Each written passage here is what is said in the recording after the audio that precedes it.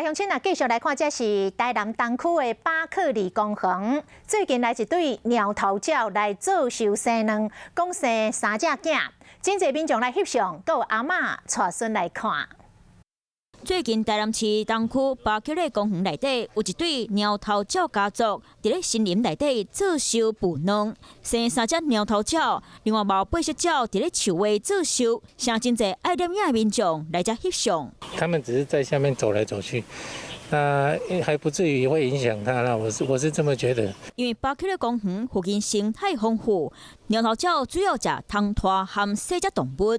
旧年度鸟头鸟来遮做寿，今年搁来遮做寿。野鸟协会希望民众伫咧看鸟仔的时阵，讲话莫伤大声，嘛莫去要求我。但是我们就是这样观察，然后不要去摇动它的那个树枝。台南市野鸟协会讲，这5只鸟头鸟是台湾的老鸟，嘛是保育类，希望民众保护这批树苗，疼惜美丽环境。 Hello， 大家好，我是乃瑜，要教给大家2个任务。第一个，华视新闻的脸书专页，你按赞了吗？还有华视新闻的 YouTube 频道，赶紧订阅起来，还要记得按赞，开启小铃铛哦。